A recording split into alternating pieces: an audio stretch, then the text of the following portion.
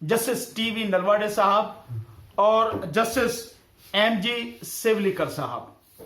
पहले तो मैं आपके माध्यम से इन दोनों महान सच्चे और अच्छे जजेस को अपनी तरफ से नमस्कार करता हूं। क्यों ऐसे जजेस भी आज इस देश में हैं जो कभी भी न्याय के हक में फैसला करने में झिझकते नहीं हैं, डरते नहीं हैं और न्याय को जिंदा रखने के लिए अपनी जिम्मेदारी पूरी ईमानदारी से निभाते हैं। जस्टिस टीवी नलवाडे और जस्टिस एमजी सेवलीकर ऐसे ही जजेस में से हैं जिन्होंने वाकई में अपने जजमेंट के माध्यम से दिखाया कि न्याय कभी मर नहीं सकता, न्याय हमेशा जिंदा रहेगा और सच के हक में बोलने वाले और काम करने वाले इस देश में हमेशा रहेंगे। जो एक घटिया राजनीति चल रही है, जो धर्म और जाति की राजनीति चल रही है, इस देश को बर्बाद करने की जो राजनीति चल रही है, उसके खिलाफ हमेशा पूरी ताकत के साथ में वो खड़े रहेंगे। ऐसे जज हैं, उन्होंने ये सिद्ध करके दिखाया है।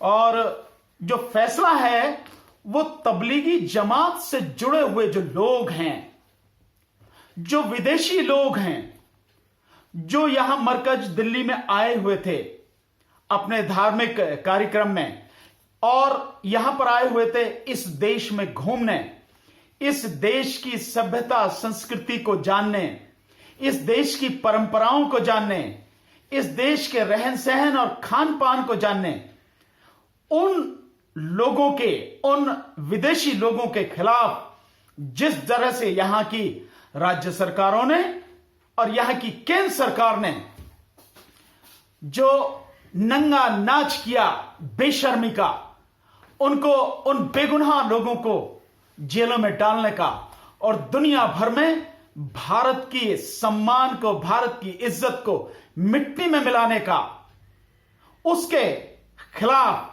जस्टिस टीवी नलवाडे जी और जस्टिस एमजी सेवलीकर ने बहुत ही सुंदर जजमेंट दिया है। इस जजमेंट में उन्होंने बहुत स्पष्ट रूप से कहा है कि तबलीगी जमात को जो टारगेट बनाया गया, तबलीगी जमात के जो लोगों को, जो विदेशी लोग हैं, उनको जो टारगेट बनाया गया वो बहुत जानबूझकर पॉलिटिकल एजेंडा के तहत बनाया गया और उन्हें बलि का बकरा बनाया गया। यह शब्द इस्तेमाल किया है कोर्ट ने कि उन्हें बलि का बकरा बनाया गया। और सरकार ने बलि का बकरा क्यों बनाया गया?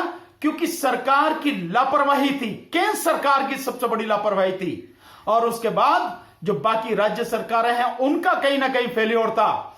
इसलिए उनको एक बलि का बकरा चाहिए था ताकि अपनी नाकामियां, अपना निकम्मापन, अपनी गलतियां, अपना जो असफलताएं हैं उनको किसी पर थोपा जा सके और लगाया जा सके कि हमारे यहां जो भी कुछ हो रहा है वो इनकी वजह से हो रहा है, ये है उसके लिए जिम्मेदार।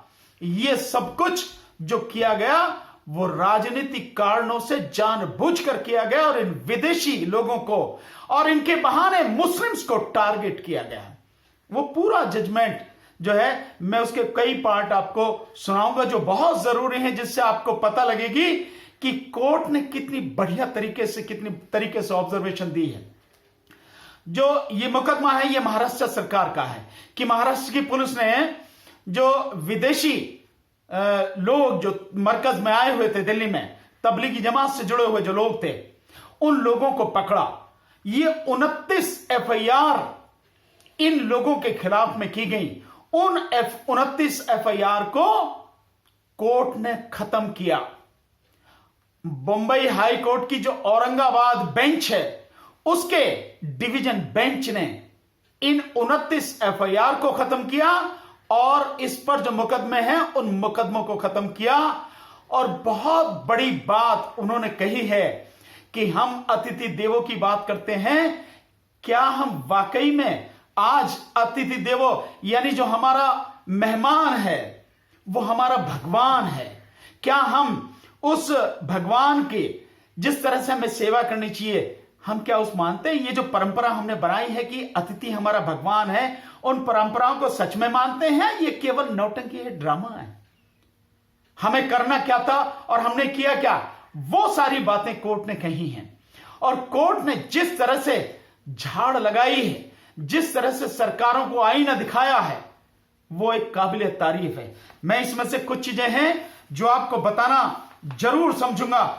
हालांकि जो इससे पहले एक छोटी सी बात बताऊं कि जो महाराष्ट्र की जो पुलिस है, उस पुलिस ने जिस तरह से जो केस बनाया, केस किस किस सेक्शन उसमें बनाया है, कानून के अंतर्गत इंडियन पिनल कोड आईपीसी की धाराओं के अंतर्गत बनाया गया है।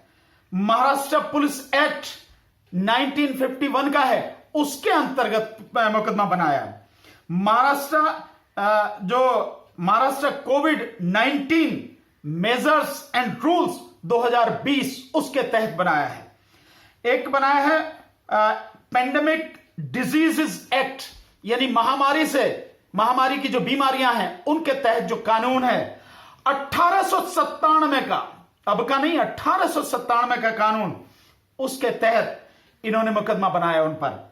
फॉरेन एक्ट यानी विदेशी कानून 1946 का जो है उसके तहत इन पे मुकदमा बनाया। और एक ये बना है डिजास्टर मैनेजमेंट, आपदाओं से संबंधित जो है उसके तहत 2005 का कानून है, उसके तहत इन्होंने मुकदमा बनाया। इस तरह से इतने कानूनों के तहत इन विदेशी जो लोग जो मरकज में आए थे तबलीगी जमात के, इनके खिलाफ मुकदमा बनाकर इनको जेल में भेजा गया और केस इनके खिलाफ करे गए। वो मैटर कोर्ट के सामने पहुंचा। और एक चीज और बता दूं, ये वही कोर्ट है, ध्यान रखिए, इसी कोर्ट ने, इन्हीं दो जजेस की कोर्ट ने, जस्टिस टीवी नलवाडे साहब और जस्टिस एमजी सेवलीकर साहब, इन्हीं जजेस की बेंच ने जब सीए एनआरसी के अगेंस्ट में आंदोलन चल रहा था तो धारा 144 लगाई गई थी और धारा 144 में उन लोगों को गिरफ्तार किया गया, उनको धरने पर नहीं बैठने दिया गया। तो धारा 144 के विषय में जो है इन्होंने कहा कि सीए आंदोलन के विषय में कि सीएए का जो आंदोलन है वो एंटी नेशनल नहीं है, एंटी सीए आंदोलन एंटी नेशनल नहीं है, ये इन्हीं जजेस ने कहा था। और धारा 144 को वहां पे हटाया था, जो उसके तहत लोगों को परेशान किया जाता, उसको खत्म किया था। यही वो जज हैं। और इन जजों ने कहा कि जब ये कह रहे, महाराष्ट्र की जो पुलिस है ये कह रही कि भाई ये तबलीगी जमात के जो लोग मरकज से आए, इन लोगों ने यहां आके बीमारी फैलाई और इन लोगों ने जो वीजा कानून है उस वीजा कानून का उल्लंघन किया। और इन्हें जब कहा गया कि भाई तुम, जब अनाउंस किया गया कि अगर कहीं भी कोई लोग हैं जो वहां से आए हैं वो अपने आप सामने आ जाए, नहीं आए, तब इनको जो है मस्जिद से पकड़ा गया। मस्जिद से के जो लोग हैं मैनेजमेंट के मस्जिद के, उनको भी 6 लोगों को गिरफ्तार किया गया। इस तरह से इन्होंने ये सारी जो मतलब गुंडागर्दी, एक तरह से मैं शब्द इस्तेमाल करूंगा, ये की है, उसके ऊपर ये जजमेंट है। तो कोर्ट ने कहा है कि तुम जिस वीजा कानून की बात कर रहे हो, कहीं इन्होंने नहीं इसका उल्लंघन किया। इन्होंने तो बल्कि इनके जो वकील साहब हैं, जो तबलीगी जमात के जो वकील साहब हैं, उन्होंने बाकायदा कहा कि हम पे ये कहीं भी नहीं था, कानून वीजा कानून के तहत भी अगर देखा जाए तो क्या हमें जाके उनको बताना है, किसी को बताने की हमें जरूरत नहीं थी। लेकिन उस सब के बावजूद भी, ना कोई बंदिश होते हुए भी, हमने जब वहां पहुंचे तो वहां के जो जिले के पुलिस एसपी हैं, एसपी पुलिस को हमने बताया कि भाई इस तरह से हम वहां से आए हैं, ये लोग हैं यहां पर ठहरे हैं। और वो लोग मस्जिद में क्यों ठहरे? मस्जिद में क्योंकि उस समय जब 23 तारीख के बाद में 22 का पहले लॉकडाउन हुआ एक दिन का, फिर 23 को और 24 को एक घोषणा कर दी गई। तो जब लॉकडाउन हो गया तो सारे होटल बंद हो गए, लॉज बंद हो गए, धर्मशालाएं बंद हो गई, सब कुछ बंद हो गया। तो फिर उस मस्जिद में इनको स्थान दिया गया, ये लोग मस्जिद में रहे। वहां से इनको गिरफ्तार कर पे इन पर आरोप लगाया गया कि ये यहां पर कोविड-19 यानी कि ये यहां पे कोरोना फैला रहे हैं, ये वीजा नियमों का उल्लंघन कर रहे हैं, इस तरह से इन पे आरोप लगाए गए, उसके विषय में जजमेंट दिया। तो कोर्ट ने जो ऑब्जर्वेशन दी मैं उसे पढ़ना चाहूंगा इंग्लिश में, फिर इसका हिंदी में भी बताऊंगा, बताना बहुत जरूरी है। कोर्ट ने कहा, the aforesaid material produced on record shows that even under recent update manual of visa there is no restriction on foreigners for visiting religious places and attending normal religious activities like attending religious discourse। यानी कि जो ये सबूत पेश किए गए हैं, court को दिखाए गए हैं, और जो बिल्कुल ताजा ताजा यानी रीसेंट जो वीजा का मैनुअल है, कानून है, वो कहीं भी ऐसी बंदिश नहीं लगाता विदेशियों पर कि वो किसी भी धार्मिक स्थान पर जा नहीं सकते, घूम नहीं सकते, और वहां की जो नॉर्मल जो कार्रवाइयां होती हैं उनमें भाग नहीं ले सकते, जैसे धार्मिक उपदेश वगैरह हो रहे हैं उसमें भाग नहीं ले सकते। इन सब में कहीं भी रोक नहीं है वीजा कानून के तहत, जो इस समय जो पूरी तरह से अपडेट है। Ordinarily a tourist is not expected to follow the procedure laid down in para 19.8 if he does not want to preach the religious ideologies। मतलब कहने का यह है कि किसी भी मतलब सामान्यतः कोई टूरिस्ट है उससे इस बात की उम्मीद नहीं की जाती कि जो पैरा 19.8 में जो नियम दिए गए हैं वीजा कानून के में उनको फॉलो करे, अगर वो कहीं पर कोई धार्मिक जो आइडिया है उनको सिखा नहीं रहा है, उनको पढ़ा नहीं रहा है, उनको समझा नहीं रहा, उसकी कोई जरूरत नहीं है, उपदेश नहीं दे रहा है, कोई जरूरत नहीं है। लेकिन जबरदस्ती उन्हें कहा गया कि इन्होंने तोड़ा, और ये धर्मांतर कराने की बात कर रहे थे, ये इस्लाम के लिए काम कर रहे थे, इस्लाम को यह सिखा रहे थे। तो इस्लाम को सिखाना कोई गुनाह थोड़ा ही है। हां, तब कोई बात आप कह सकते हो कि कोई जो लोग हैं, बाहर के जो लोग हैं, जो इस्लाम से अलग धर्म के लोग हैं, उनको इस्लाम धर्म में परिवर्तित कर रहे हो, तब की तो बात है, ऐसा तो कुछ नहीं है। कोर्ट ने बहुत जबरदस्त तरीके से आगे ये सारी की सारी चीजें कही भी हैं। और एक बात बहुत बढ़िया कोर्ट ने कही है जिसको जानना बहुत जरूरी है, और मैं वो उसके शब्दों में ही जो कोर्ट ने एग्जैक्ट में कहा है वो मैं आपके बीच में रखना चाहूंगा साथियों। बहुत बढ़िया बात वो उन्होंने कोर्ट ने कही है। The material on record shows that Tablighi Jamaat is not a separate sect of Muslim। यानी कि तबलीगी जमात मुसलमानों को कोई अलग से ऐसा संगठन नहीं है, कोई अलग से कोई उनका सेक्टर नहीं है। जो रिकॉर्ड दिखाया गया उसके अनुसार यह शो होता है, but it is only movement for reformation of religion. ये केवल जो धर्म है उससे सुधार का एक आंदोलन है। तबलीगी जमात जो धर्म है उसमें सुधार का एक आंदोलन है।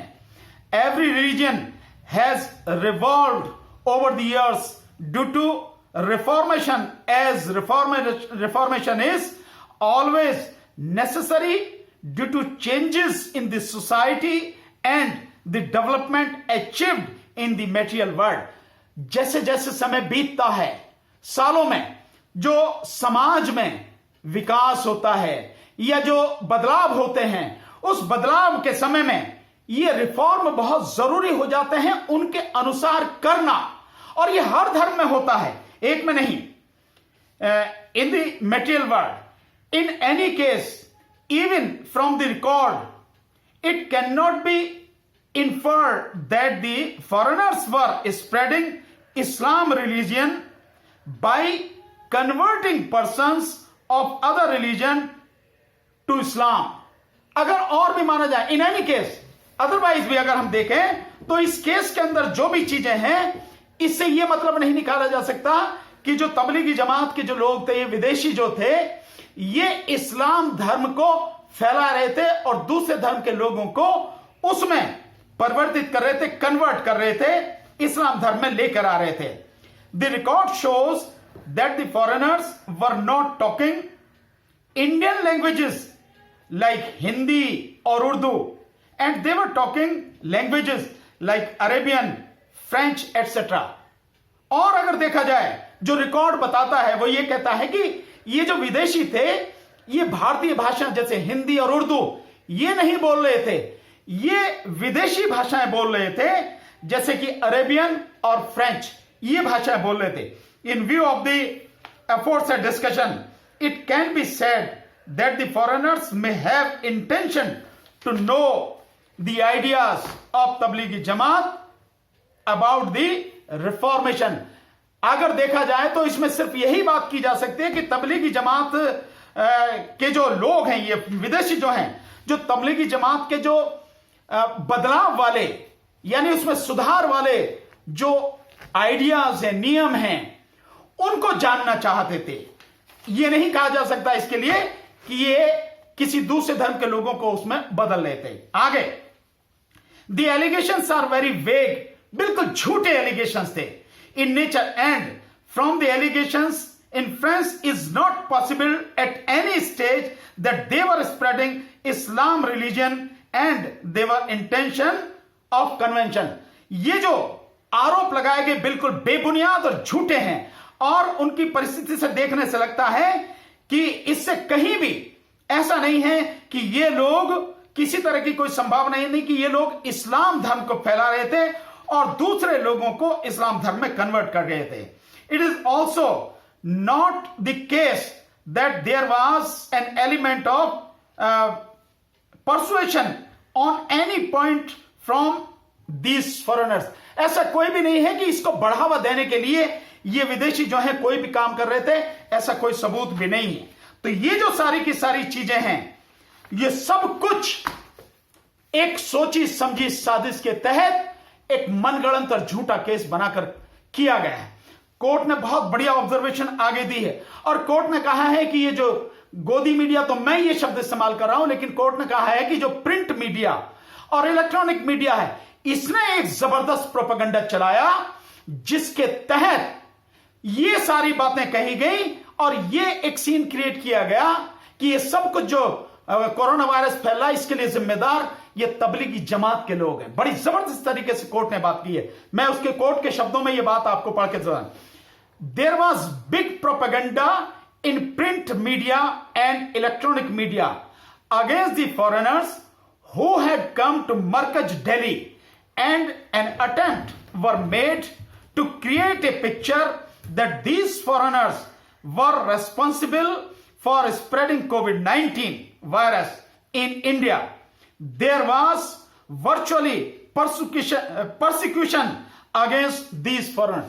मतलब इनको इतना प्रताड़ित किया गया, एक तरह से इनकी घृणा इनके खिलाफ ऐसे फैलाई गई कि जो मीडिया है, जो प्रिंट मीडिया है और जो इलेक्ट्रॉनिक मीडिया, अब मैं कहूंगा कि जो गोदी मीडिया जिसे आप कहेंगे, ये सारा प्रोपेगेंडा उसका था।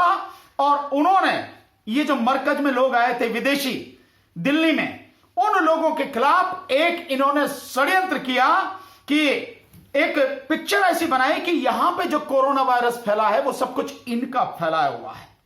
और ये सबको क्यों किया गया? क्योंकि ये एक राजनीतिक सत्ता के तहत अपनी जो उनकी गलतियां थी, अपनी जो कमियां थी, अपनी जो असफलताएं थी, उनको थोपने के लिए, इन पर, विदेशियों पर थोपने के लिए यह सारा षड्यंत्र रचा गया। कोर्ट ने आगे बहुत बढ़िया शब्दों में कहा, a political government tries to find दी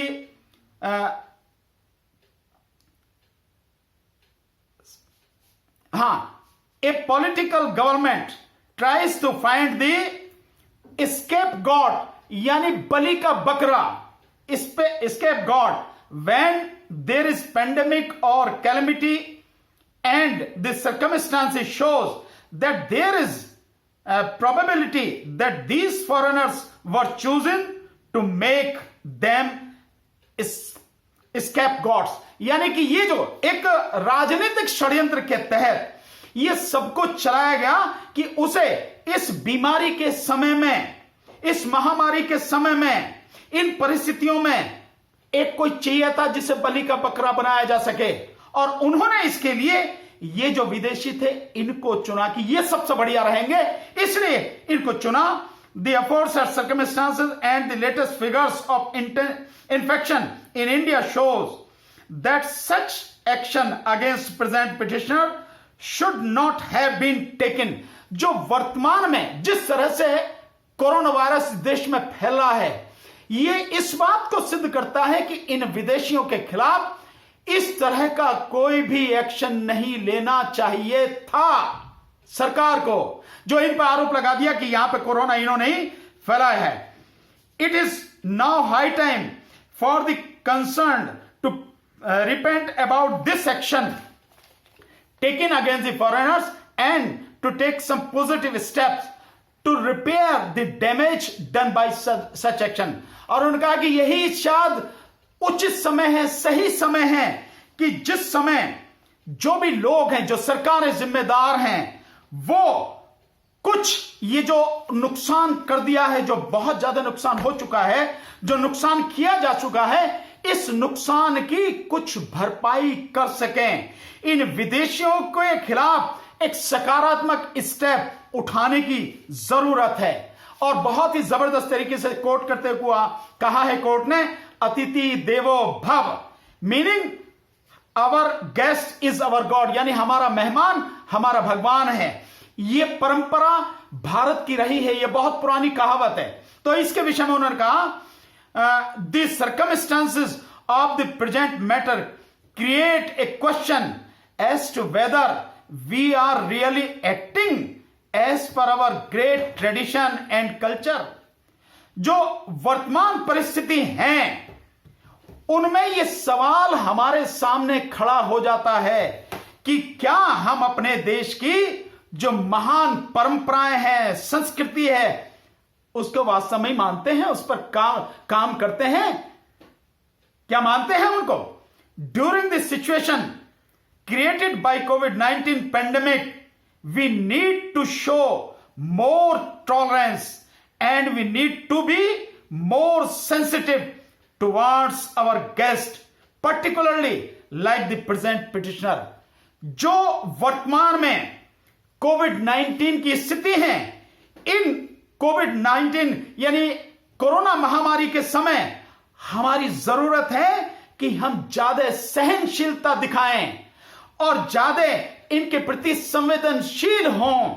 ये जो हमारे मेहमान हैं, पर्टिकुलरली ये जो प्रेजेंट पिटिशनर हैं, इनके साथ हमें इनकी मदद करनी चाहिए, इनके साथ सेंसिटिव होना चाहिए. The allegations made show that instead of helping them, we lost them in jails by making allegations that they are responsible for violation of travel documents, they are responsible for spreading of virus etc. ऐसे समय में जो इन पे आरोप लगाए गए हैं कि इन्होंने कोरोना वायरस फैलाया और इन्होंने जो वीजा नियमों का उल्लंघन किया, हमें इनके प्रति ज्यादा संवेदनशील होना चाहिए था. हम वो तो हुए नहीं, बल्कि इन्हें हमने जेलों में डाल दिया. ये हमारी परंपरा, ये जो स्थिति है, ये बहुत भयानक स्थिति है. और जो कोर्ट ने जिस तरह से एक एक चीज को सब लोगों को बताया, उसके पीछे कारण कि आखिर इनको निशाना क्यों बनाएगा, ये जो विदेशी हैं इनको निशाना क्यों बनाएगा, कोर्ट ने उसका कारण भी बताया कि क्या कारण रहा कि इन विदेशियों को, विदेशी मुसलमानों को जो मरकज में आए थे, इन्हीं को निशाना क्यों बनाएगा, कारण बताया. और वो कारण मैं आगे पढ़ता हूं, जो कहते हैं कि जो बैकग्राउंड है, यानी जो इस के पीछे जो गंदी मानसिकता है, दूषित मानसिकता है, वो क्या थी. तो कोर्ट ने कहा, there were protest by taking procession, holding dharna at many places in India from at least from prior to January 2020. Most of the persons participating in the protest were Muslims. Court ने बताया कि इसके पीछे जो है कारण क्या है कि जनवरी 2020 से पहले ही देश में आंदोलन चल रहा था, धरना चल रहा था, और जिस धरने में अधिकतर मुस्लिम लोग भाग ले रहे थे. It is their contention that the Citizenship Amendment Act 2090 is discriminating against the Muslim. और जो लोग ये धरना कर रहे थे, उनका यह मानना था कि जो CAA का एक्ट है 2019 का, वो मुसलमानों के प्रति भेदभाव करता है। They believe that Indian citizenship will not be granted to Muslims, refugees and migrants. They were protesting against national registration of citizenship. यानी कि उनका मानना था कि विश्वास था उनका कि जो सिटीजनशिप है इंडिया की, वो जो मुस्लिम रिफ्यूजी हैं और जो माइग्रेंट हैं उनको नहीं मिलेगी, इसीलिए वो NACA और NRC का विरोध कर रहे थे। It can be said that due to the present action taken, fear were created in the minds of those Muslim। और ये जो एक्शन लिया गया है ये इसलिए लिया गया है कि जो वो मुसलमान हैं उनके दिमाग में डर बैठाया जा सके, डर पैदा किया जा सके। This action indirectly gave warning of Indian Muslims that action in any form and for anything can be taken against Muslim। और ये जो एक्शन लिया गया है ये परोक्ष रूप से, इनडायरेक्टली, ये जो धमकी देने के लिए मुस्लिम, जो भारत के मुसलमान हैं उनको ये धमकी देने के लिए, उनको ये चेतावनी देने के लिए लिया गया है कि तुम्हारे खिलाफ किसी भी समय, किसी भी तरह से कोई भी एक्शन लिया जा सकता है। It was indicated that even for keeping contact with Muslims of other countries, action will be taken against them।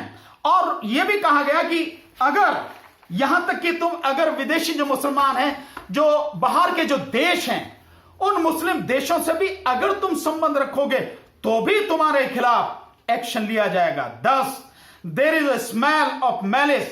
इसलिए ये एक दुर्गंध है, एक षड्यंत्र की, एक गंदी राजनीति की, एक दूषित मानसिकता की, to the action taken against these foreigners and Muslims for their alleged activities. तो जो ये विदेशी जो मुस्लिम हैं और भारत के जो मुस्लिम्स हैं उनके खिलाफ सोची समझी एक साजिश के तहत, षड्यंत्र के तहत ये एक्शन लिया गया उनकी गतिविधियों के खिलाफ।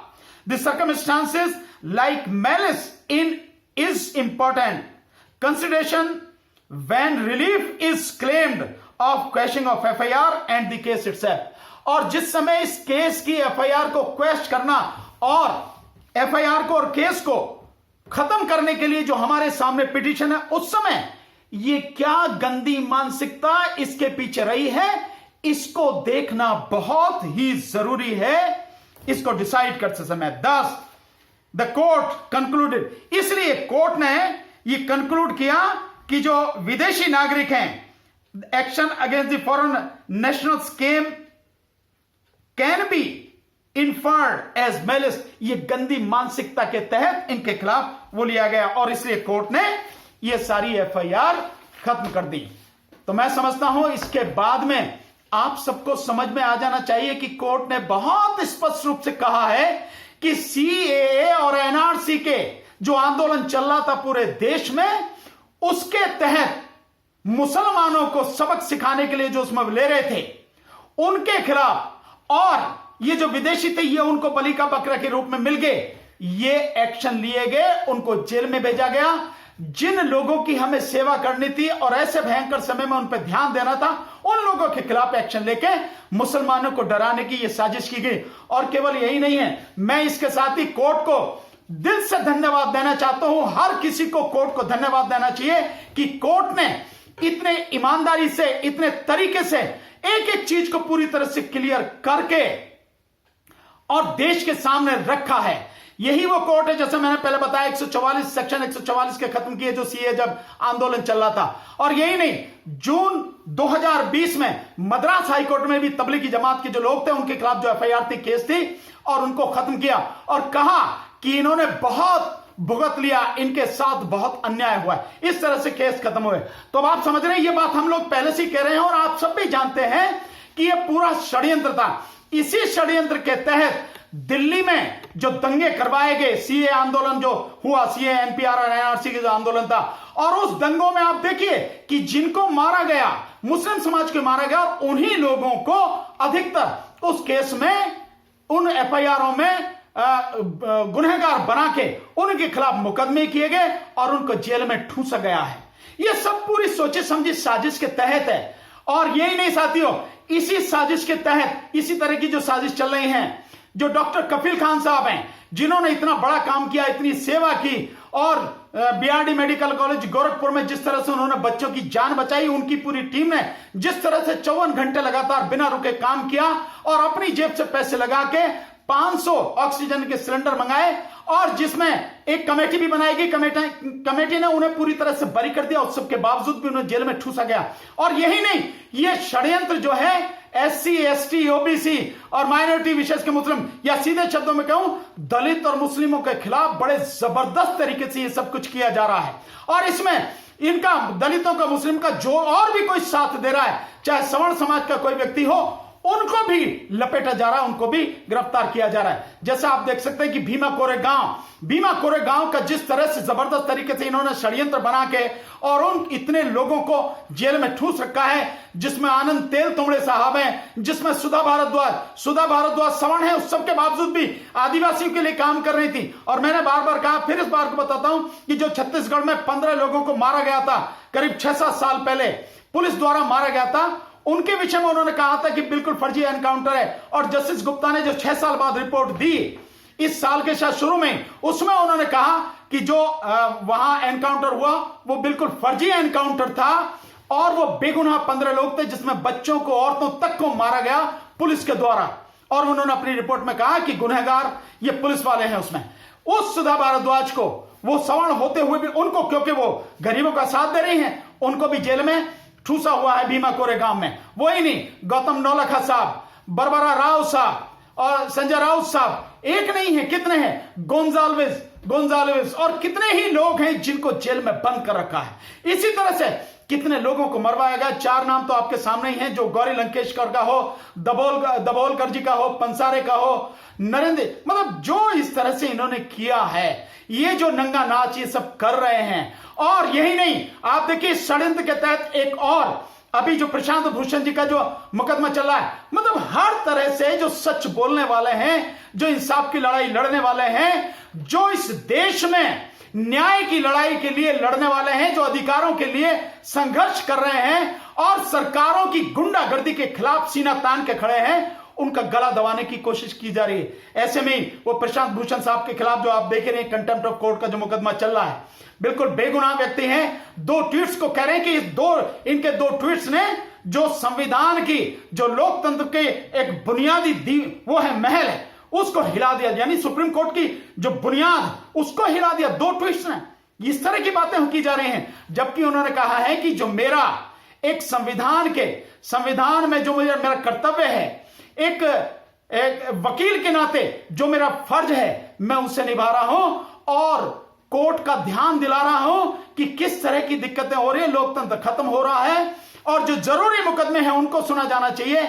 मैं तो वो काम कर रहा हूं, जगाने का काम कर रहा हूं, लेकिन उन पर आरोप लगाया जा रहा है कि आप कंटेम्प्ट कर रहे हैं। और कंटेम्प्ट में आप देखा उनकी जो है, जिस तरह से उनको दोषी ठहराया गया, ये प्रशांत भूषण को दोषी नहीं ठहराया गया, ये सारे वकील समाज को, सारे सामाजिक कार्यकर्ताओं को, सारे के सारे साहित्यकारों को, पत्रकारों को, इस देश में सच बोलने वाले, उन सबको दोषी ठहराया गया। ये उन सबकी सजा होगी, ये उन सबका गला दबाने की कोशिश है। ये जो सुधा भारद्वाज, गौतम नौलखा, आनंद तेल तुमड़े, बरबरा राव, ये उनको जेल नहीं है, ये पूरे समाज को जेल है। इन लोगों ने किया क्या? इन लोगों ने समाज को जगाने की कोशिश की, इन लोगों में समाज में जागृति पैदा करने की कोशिश की, लोगों को कहा कि अपने अधिकारियों के लिए जागो। तेल तुमड़े साहब ने तो, आनंद तेल तुमड़े साहब ने तो जिस समय वो जेल में गए तो उस समय उन्होंने कहा इसी साल 14 अप्रैल को कि कम से कम अपनी बारी आने तक तो बोलोगे। मैं ही वही बात आप सब लोगों से कहना चाह रहा हूं कि कब बोलोगे, कब तक चुप रहोगे, कब तक अन्याय सहते रहोगे, कभी आंखें नहीं खोलोगे क्या किससे डर लगता है तुम्हें? क्यों नहीं बोलोगे? बोलने वाले कितने लोग तुम्हारे साथ में खड़े हैं, चाहे वो प्रशांत भूषण हो, चाहे वो पुण्य प्रसून वाजपेयी हो, चाहे वो रवीश कुमार जी हो, चाहे वो अभिषेक शर्मा हो, चाहे उर्मिलेश जी हो, चाहे आरफा खानम शेरवानी हो, चाहे भाषा सिंह जी हो, चाहे ये जजेस हो बॉम्बे हाई कोर्ट के, चाहे मद्रास हाई कोर्ट के जजेस हो, चाहे गुजरात हाई कोर्ट के जजेस हो, चाहे दिल्ली हाई कोर्ट के जस्टिस एस मुरलीधरन साहब जिनका तबादला कर दिया गया, एक नहीं है, न जाने कितने लोग हैं, कितने ही नाम हैं जो हक की लड़ाई के लिए बात कर रहे हैं, जो ईमानदारी की बात कर रहे हैं, जो सच के लिए खड़े हैं, सीना तान के खड़े हैं। देखते हैं ये सरकार कितनों को गोली मारेगी, कितनों का मुंह बंद करेगी, कितनों की गर्दन काटेगी। किस बात के लिए डरना है? आज मैंने जो आपके सामने बात रखी है, ये पूरी सोची समझी साजिश के तहत इनको, दलितों को, मुस्लिमों को, अकलियत के जो लोग हैं, जो बैकवर्ड लोग हैं या जो सच्चाई की बात करते हैं, उनको टारगेट किया जाता है बहुत सोची समझी साजिश के तहत। और ये जो कोविड है, मैं समझता हूं जितना कोविड है उससे कहीं ज्यादा इसका डर फैलाएगा, और उसके पीछे, उस डर के पीछे सरकार ने ऐसे ऐसे काम करे, पूरे देश को बेच दिया, किसानों को बर्बाद करने के लिए, किसानों की जमीन उनके हाथों से छीनने के लिए 3 अध्यादेश लाई है। एक जिसमें कि जो आवश्यक कानून है, वो इसेंशियल कमोडिटीज एक्ट जो है, उसके तहत जो कुछ अनाज वगैरह है जिनका एक सीमा से ज्यादा आप भंडारण नहीं कर सकते, रोक नहीं सकते, स्टॉक नहीं कर सकते, उसको खत्म कर दिया, चाहे जितना करो। इसके अलावा जो मंडी व्यवस्था उसको बर्बाद करने की बात कर रही है। इसके बाद वो ठेके प्रथा के माध्यम से जो कॉर्पोरेट है उनको ही जमीन देने की तैयार करी। इस तरह से जो 3 अध्यादेश लाई है सरकार इसी कोविड-19 में। बताइए, जब कोरोना का महामारी का संकट चला, और आज जिस समय मैं आपसे बात कर रहा हूं लगभग 31-32 लाख वो केस हो चुके हैं, और लगभग 56 हजार के लगभग 57 हजार के लगभग लोग मारे जा चुके। उस समय ये सारी की सारी चीजें चल रही हैं। सरकार इसके पीछे ये काम कर रही है। इसके पीछे बैंकों को बेच दिया। 4 बैंक जिनको बेचने जा रही है सरकार, वो महाराष्ट्र बैंक है, IDBI बैंक है, यूको बैंक है, और इसके अलावा एक और बैंक है, उनको सबको बेचने जा रही है सरकार। ये हाँ, पंजाब एंड सिंध बैंक, ये 4 बैंक, मतलब क्या नहीं सब बर्बाद कर दिया सरकार ने। बेरोजगारी चरम पर, महंगाई चरम पर, लेकिन वो अपने उद्देश्य के लिए, अपने गंदे उद्देश्यों के लिए, गंदी नीति और गंदे इरादों के लिए टारगेट करती है लोगों को। मैं समझता हूं बॉम्बे हाई कोर्ट का ये जो जजमेंट है, ये जजमेंट इस देश के जो लोग हैं उनकी आंखें खोलने के लिए, दोनों जो अन्याय और अत्याचार कर रहे हैं उसमें शामिल हैं, जो जाति विशेष को, धर्म विशेष को टारगेट कर रहे हैं, उनके लिए भी कि समझ जाओ, सुधर जाओ, ये तुम्हारे लिए सही समय है। इतना नुकसान जो किया, देश का अपमान किया। आप जरा सोचिए कि जिनको तुमने वीजा दिया, वीजा किसने दिया? सरकार ने दिया ना वीजा। वीजा किसी और ने तो दिया नहीं, किसी व्यक्ति ने तो दिया नहीं, सरकार ने दिया वीजा। पूरी शर्तों को देख के दिया, और उसी वीजा के बाद वो आए, उन्हें अनुमति मिली तब आए। और यही नहीं, उनका जब एयरपोर्ट पे बाकायदा उनकी थर्मल स्कैनिंग की गई, उनको जब नेगेटिव था तभी उनको अंदर आने दिया गया।